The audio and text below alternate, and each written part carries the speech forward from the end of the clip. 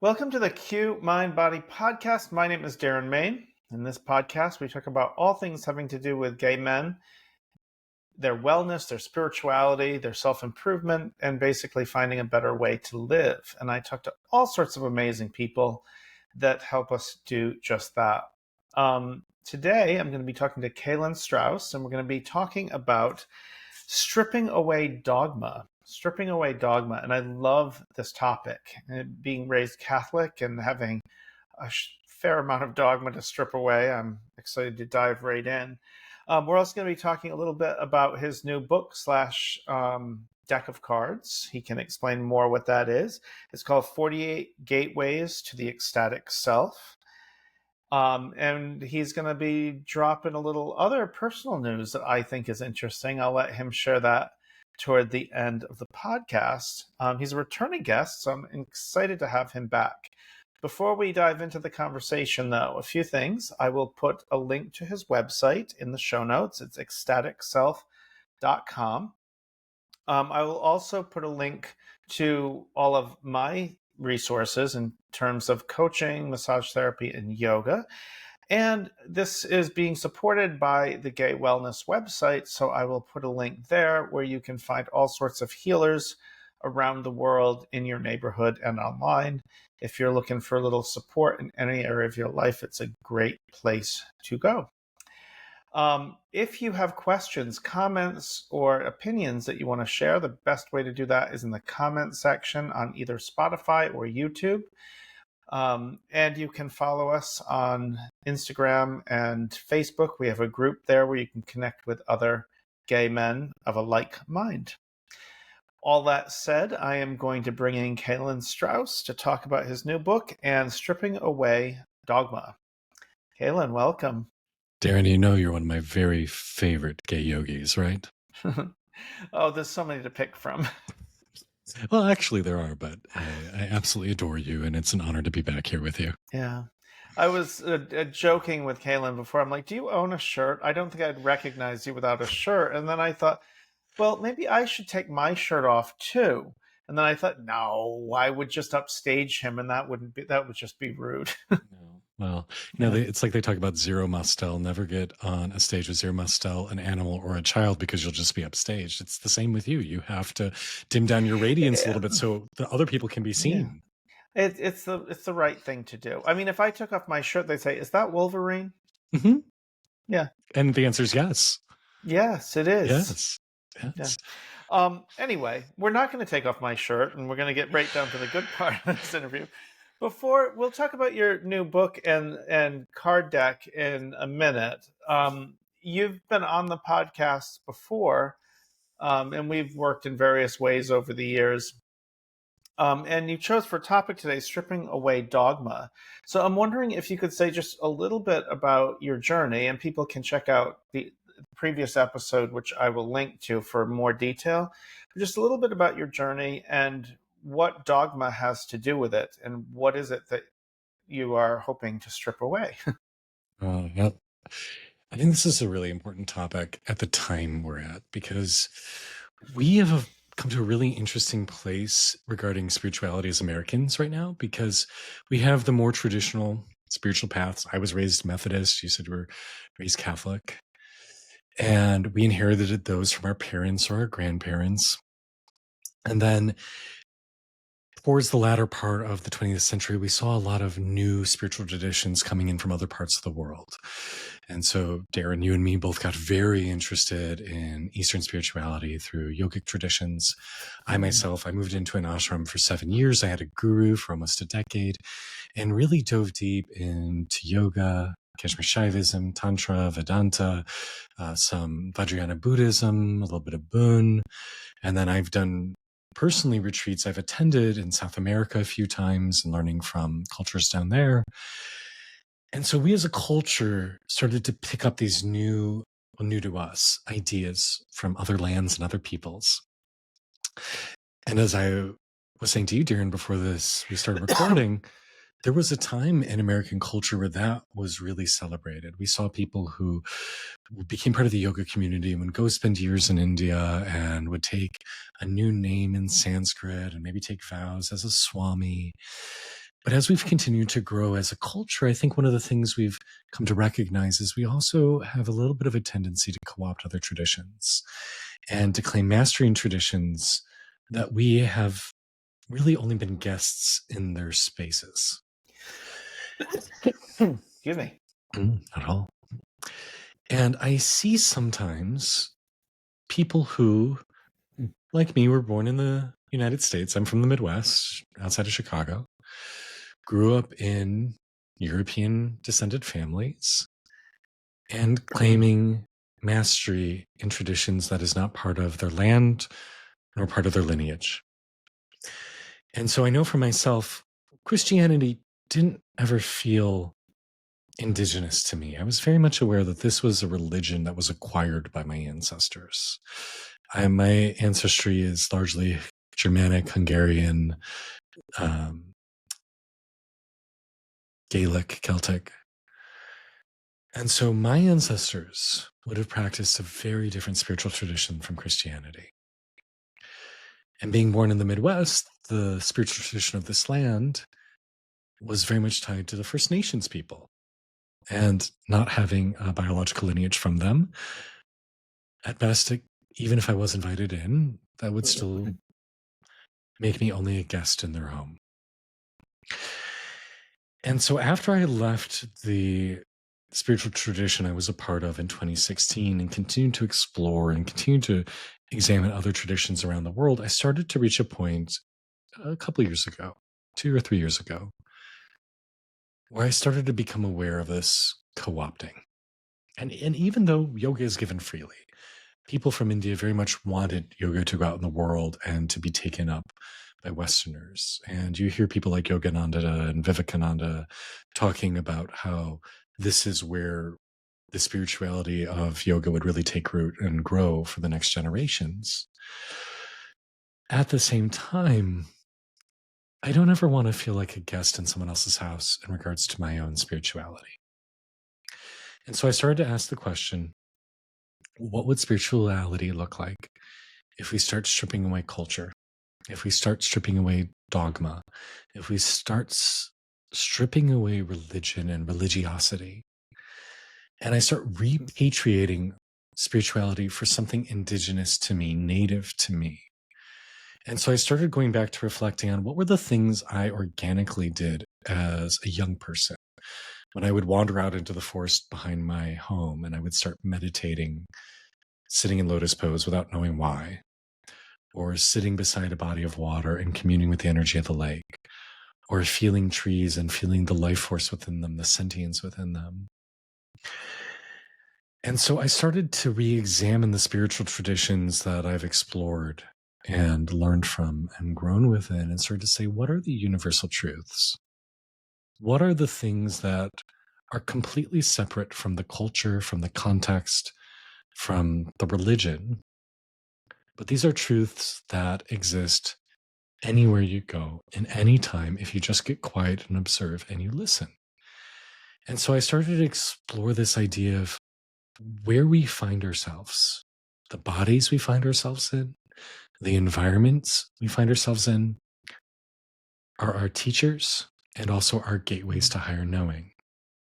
Part of the reason I show up shirtless and naked is this reclaiming of, here is sacred. My body is sacred. My sexuality is sacred. The land I'm on is sacred. And so really starting to take away all those structures and those ideas and just return to simple observational spirituality of what is here and what do I learn from it.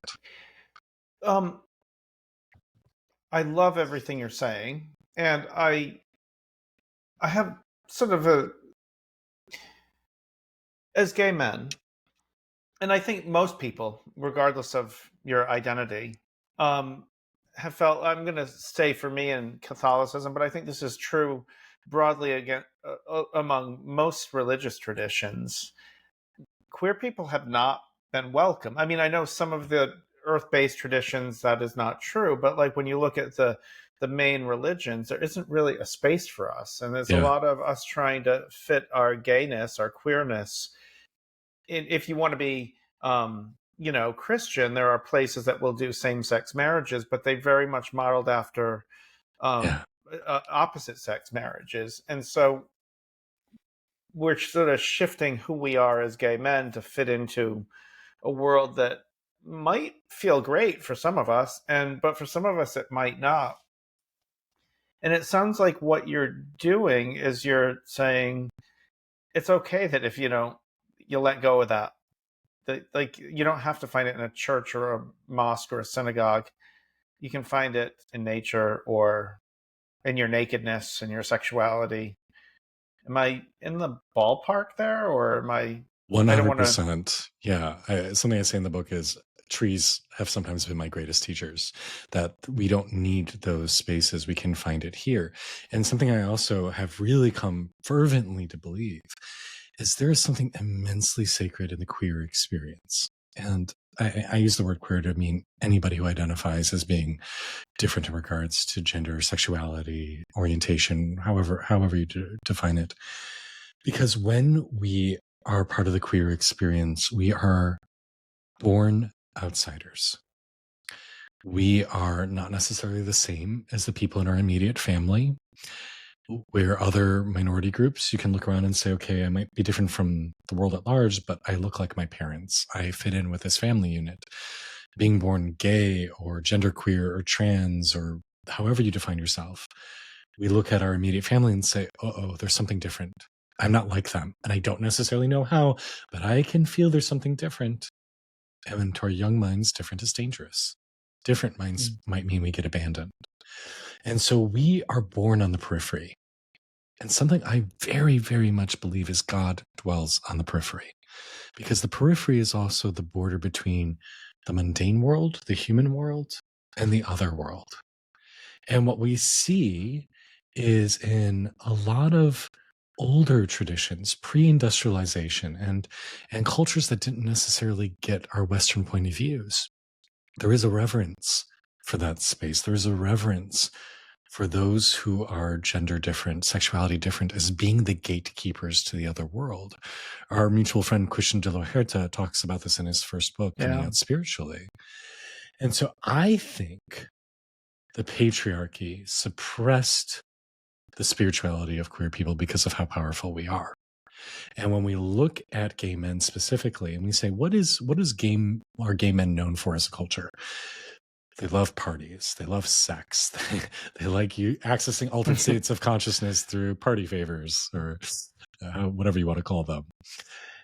All of those things are also ritualistic tools. The sacred orgy, the temple prostitute, plant medicine, ecstatic dance, all of those things are used in religious or spiritual settings to access altered states. And I think that's part of why we are drawn to them, is because we have a natural aptitude to connect to those things, to go deeper and to discover the underbelly, discover the other side. Yeah.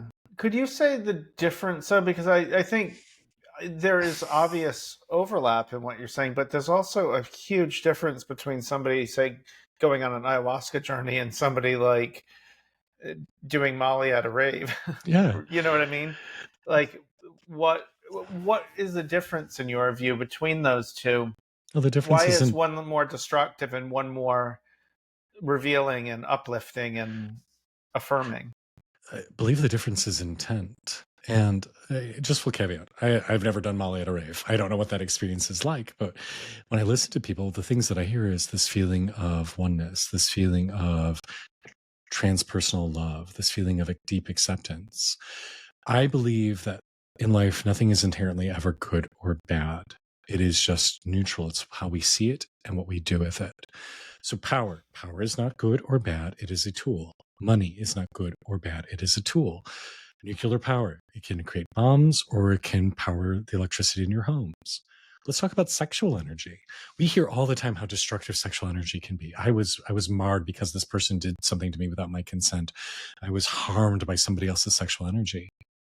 Darren, how often do we hear people having the conversations of the sexual energy I shared with someone healed me?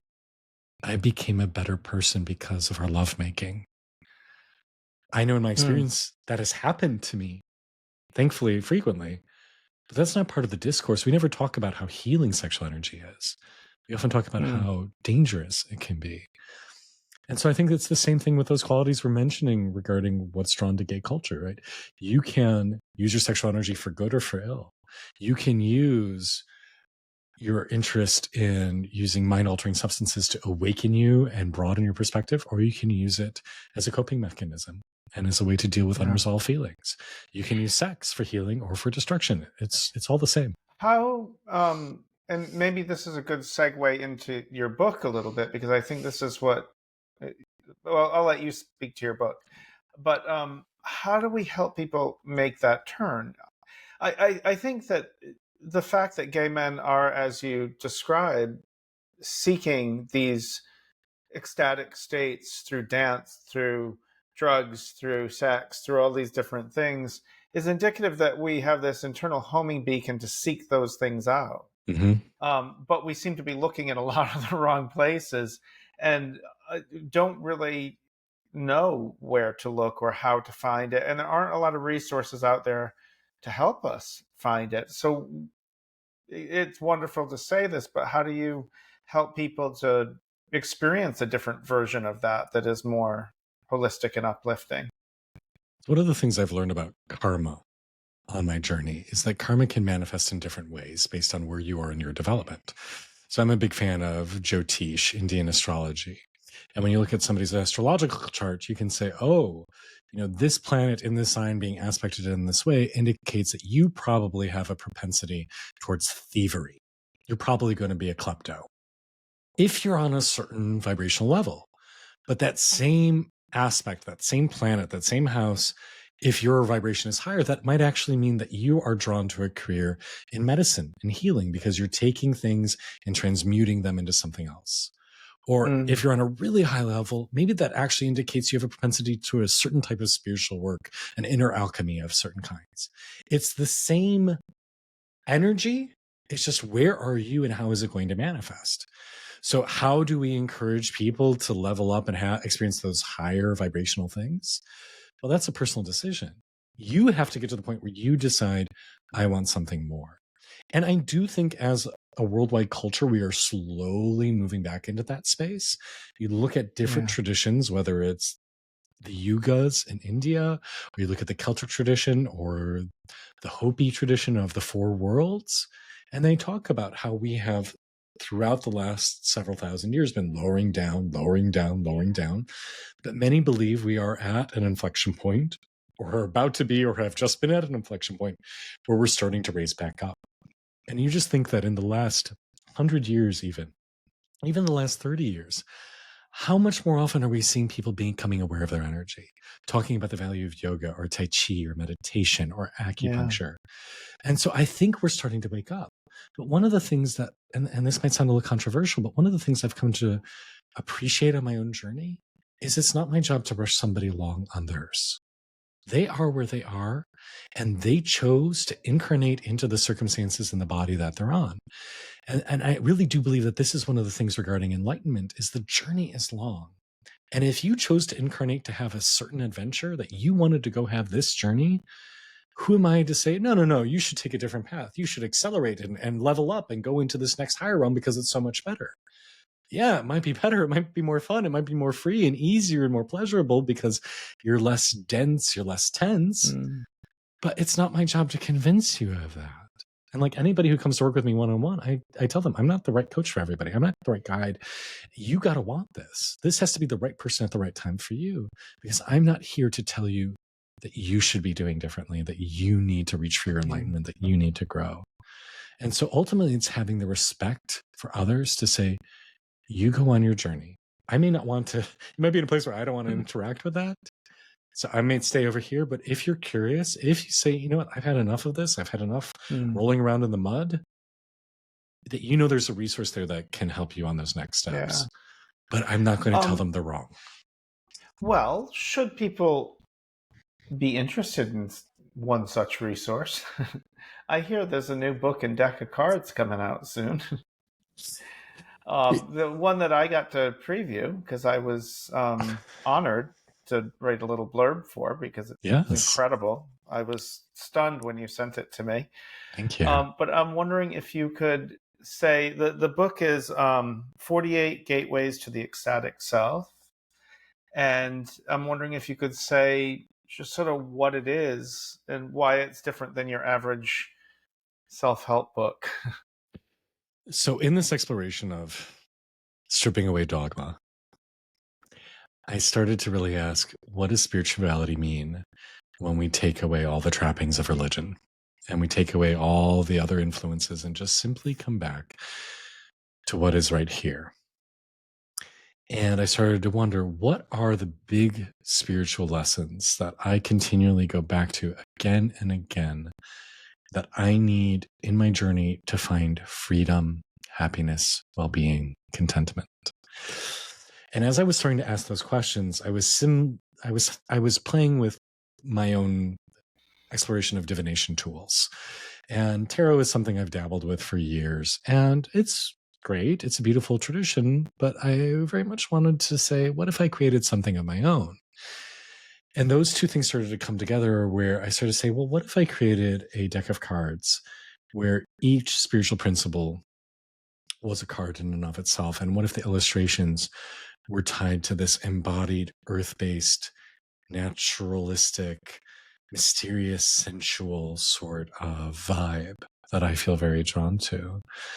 And so as I was playing with these ideas, I reached out to the graphic designer who did my first two book covers on my website, Alfie Aubert.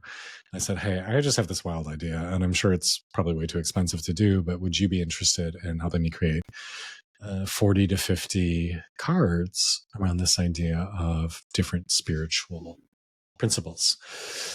And he thankfully said yes. And so I started to dive into more of refining that list and coming up with like what imagery suits that, what animals are related to these principles, because most of the cards have an animal in them. And then continue to play with this idea of how can I give somebody a tool to access these gateways, these principles? And they could be things like, I'll just grab my deck, things like letting go of what is Do you mind if supposed to I be. post some images of some of the cards? Be honored. I'd be honored. Yeah. Obviously, it's not going to do you much good if you're listening to the audio version, but those of you watching on YouTube can get a little sample. Yeah. Finding a teacher in everyone, practicing compassion for yourself and others, grieving what you've already lost, letting go of what's not meant to you, saying yes to what inspires you, stepping into the unknown, practice being present, purging your demons, seeing through yourself through another's eyes, embracing joy as life's purpose. Pay attention to your dreams, listen for your guides, embrace change. So those are just a couple. But I started to really dive into that. And then as I worked on the book and started to tell stories from my own life and weave together narratives of how I see those things be expressed in nature, in plants and animals, and our interaction with the natural world, I then also began to weave in the idea of, well, what if each principle also had a ritual of some kind, something we could actively do, whether it's, tearing up a list of things we want to let go of and tossing them into the ocean, or building a sacred fire and putting our hopes into it and letting them transmute into light. Yeah. And what if each one also got a meditation? And what if each one also got journal prompts? And each one got a mantra that you could repeat every day to help you instill that. And so that's just how it slowly evolved, was this idea of how can I give you a practical tool to go deeper into these different principles, these gateways, and then pairing it with the Oracle deck. So if you wanted to read through the book cover to cover, you could, or flip open to a random principle and go through that. But just how nice it is to just grab a couple cards and say, okay, universe, what do I need to focus on today? I need to get out of my way. I need to see myself from a different vantage. Great. Let me focus on that. Obviously your spirituality personally is very connected to your sexuality as a gay man. And I'm wondering how much of that bled through into the cards, that is expressed through the cards. My husband has this quote that he often says that he says is attributed to Harry Hayes, but I can't actually validate that. But what he says is, the only thing gay and straight people have in common is what they do in the bedroom. And I kind of love that idea, because people get so fixated on what's different is the sex we have and how we connect physically. But ultimately, I think living the gay experience is very different from living a heteronormative experience. And so this book, in its very essence, is unapologetically gay, because that's the vantage through which I've lived my life. Similarly, I identify as neurodivergent. that is also infused throughout because I don't In have a what different way? experience. I identify as being a step or two on the autism spectrum. Okay. And how does that manifest in the cards? The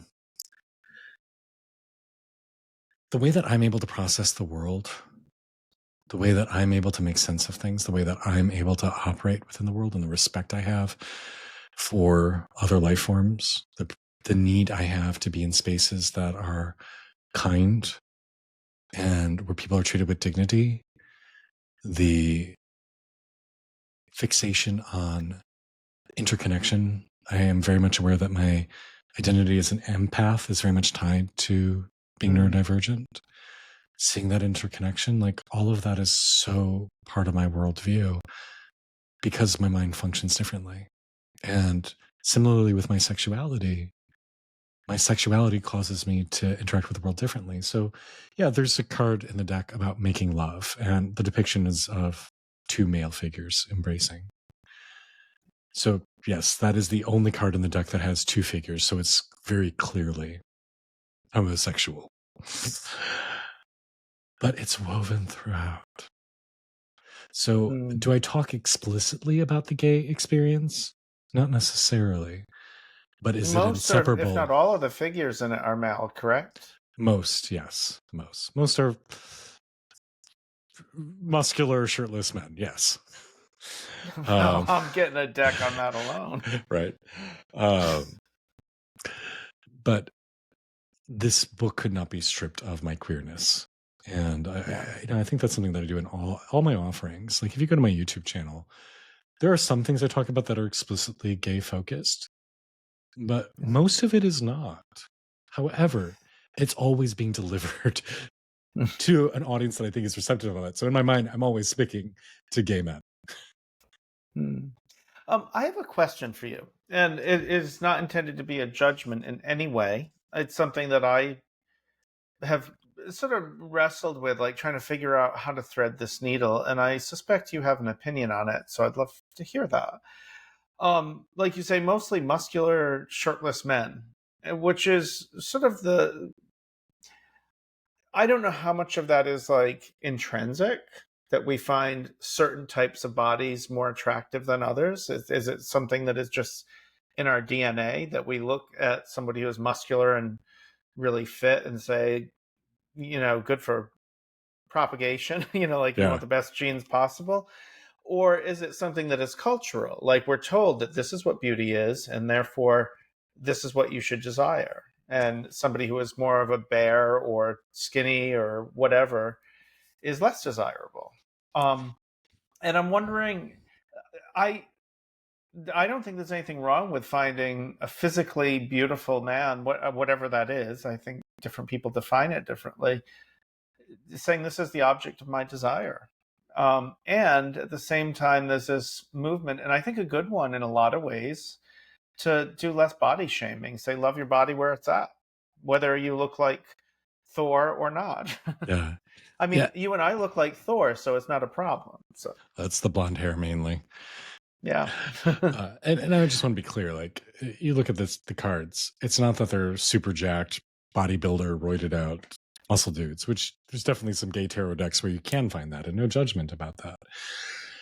And it is something I did think about, is did I want to have more diversity of body shapes in this deck? And I hadn't given my designer any feedback about that. I just kind of saw what he came up with. The only feedback I said is I did want racial diversity. I wanted to make sure that there was a feeling of different cultures being represented. And it's a very interesting line to walk, because I agree with you that we should celebrate ourselves where we are, and we should be embracing everybody's bodies, and to say every body can be beautiful. Something I say all the time to people is, you can see those people who have cover model worthy bodies and they look really good, and then you get into their energy, or you sit down and have a conversation with them, and you're like, I am so turned off right now. Yeah. That the body is not what makes somebody's attractive, it's the energy. And conversely, you can see people who are not the most conventionally attractive, but you sit down with them and you get in their energy and they're so beautiful. we just had two of our dear friends. They're this gay couple in their mid-70s who are little bears, and they have the most beautiful energy, and they're so sex positive. Every time I see them, they're going to a different sex party. But you sit down with them and you're like, God, you guys are so attractive. And you're both like 74, 75. Yeah. And so it isn't the body that makes somebody attractive. I am a big, firm believer of that. And then at the same time, too, there is this idea of, as we explore a return to the natural world, we also recognize that our bodies, as we live right now, are so heavily influenced by the cultures we live in, by the diets we have with industrialized food and all these things that do not serve us well. Like as a population, we are not healthy and we are not well. And so the aesthetic of this deck, like I told the artist, I was like, I want the aesthetic to be Art Nouveau meets cottagecore meets dark academia. So they're definitely, you see with the Art Nouveau kind of body style coming in through these cards. Part of it is also recognizes if you go back to cultures who are living on the land and are growing their own food and working every day, there is a certain body aesthetic that is very different from industrialized countries where we drive cars and we, eat processed foods and we don't move our bodies all day long. And, I'm aware my body type right now is a gym body. It's not natural. It's like I would never look this way just hoeing fields or, wandering through the forest.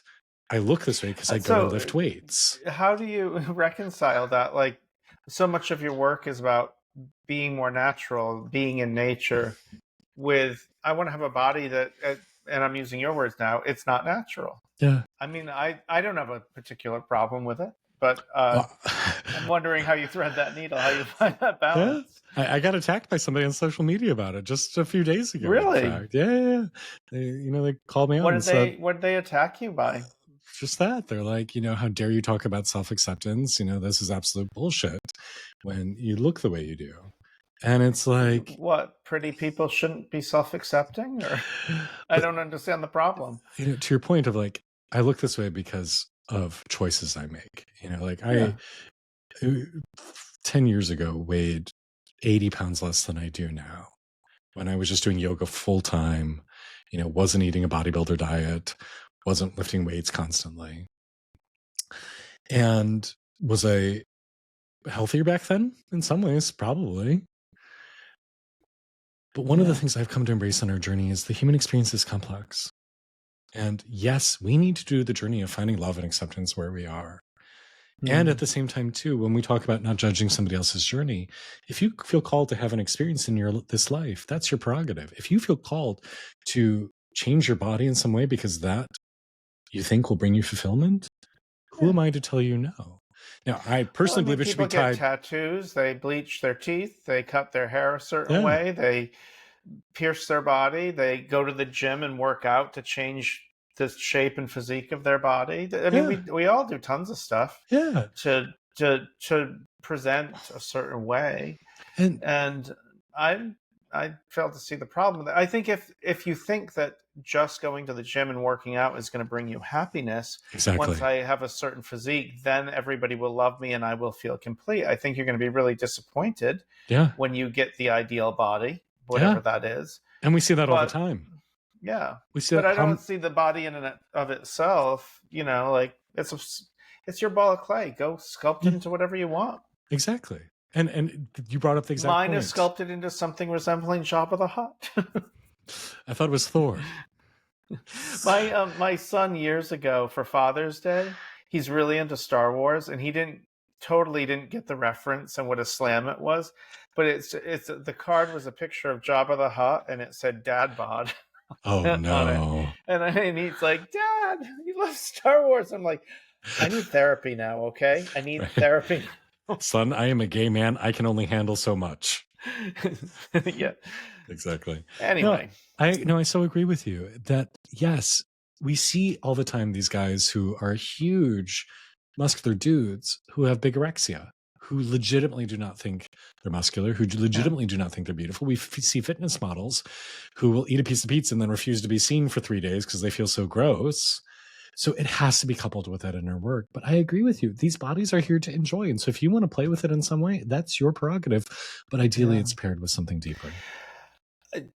My sort of position on this is body shaming at all, whether it's shaming somebody because they carry some extra pounds or because they're skinny and don't have a lot of musculature or they have an older face, or things that we call positive, like you're too muscular, that makes you vain. That's making wild assumptions about people. Just stop judging people. Let people, you're on your path. I'm on mine. And the journey to body acceptance, you and I will probably, we work at it. I mean, this is what we do for a living. and I still struggle with it, and it's okay. But I don't think shaming anyone, whether they're conventionally attractive or not. And let's be real, helpful. As gay men, we also have the fun challenge of the body type that we find attractive, a masculine body type. Masculine not meaning, femme mask, but just a male body is also what we see in the mirror. And that's a really weird thing. Like, straight guys don't have to deal with that. They're attracted to feminine body types. They look in the mirror, it's something completely different. So they don't have that weird mind games being played. And so when we look at the mirror and say, I want to find myself attractive, I want to look in the mirror and be like, I feel sexy. I feel good in my body. I kind of turn myself on. Like that's another aspect to it as well. Well, in that case, I'm just going to say, go fuck yourself. Sounds like a good time. I know. If only I could. Maybe in the earlier days of yoga. Just back bend further. Come on, Darren. I'll get to work on that. So Kaelan Strauss, thank you for coming back. I want to have you on. There's a couple of people I've interviewed recently, and I really want to do a panel discussion on a topic like this and get just like different gay men, just sort of getting different perspectives on a subject. And I'd love for you to be one of them. I'd love that. Your website is ecstaticself.com. You're also all over social media, YouTube, and elsewhere. And then your new book and card deck is 48 Gateways to the Ecstatic Self. And I will put links to all of that in the show notes so that you can easily connect. You can also connect with me. My website is darrenmain.com, and I'm on social, and all of that is in the show notes as well. If you'd like to connect with other gay men who are on a similar path of just trying to be more mindful and aware and healthy and well, we have a Facebook group, and I'm working on some other projects to give people chances to connect as a community. So stay tuned for that. Kaelan, do you have anything else you want to add before we wrap? The little teaser you gave at the beginning about kind of a major life update. Oh, that's right. I almost forgot. I'm going to be starting a new adventure. Me and my husband have made the decision that we are going to sell our condo in Washington, D.C. and start our own sacred space retreat center. So hopefully more updates about that soon. But if you want to know more, my mailing list is a great place to go. I'll also be talking about it, I'm sure, on social media. And, anybody who is doing similar work, I just invite to come and partake when we get that going. And Darren, you very much included. I'd love for you to host a workshop retreat there or come and visit and hang out for a little bit. Maybe we can do our first Q MindBody retreat there. I would love that. Wouldn't that be awesome? I'd love that. If you like this idea of such a retreat, let me know. I will get to work on it. I love that. It's just we need. Do you have a time frame for this, or by summer? Or just my goal by is summer, so coming up pretty quick. Yeah, I work quickly. My husband says I've never met a to-do list that isn't already completed. I'm really excited, and I will definitely be coming to visit you. I would love that. I'm still trying to get you to come to Berkeley, but I'm not. I know. I haven't gotten you here yet. I am so bad at traveling nowadays. We've got 2 dogs and a cat, and I've become such a homebody that it's just... Wait. You told me you were a gay man, not a lesbian. No, I'm actually a lesbian in disguise. I proposed to my husband on the first date, so I'm definitely a lesbian. You are total lesbian. Yeah. And honestly, most butch lesbians would kill to look that good shirtless. Just saying. I love it. Well, thank you so much for everything you do. I love that you're out there in the world doing this work, and I will see you very soon.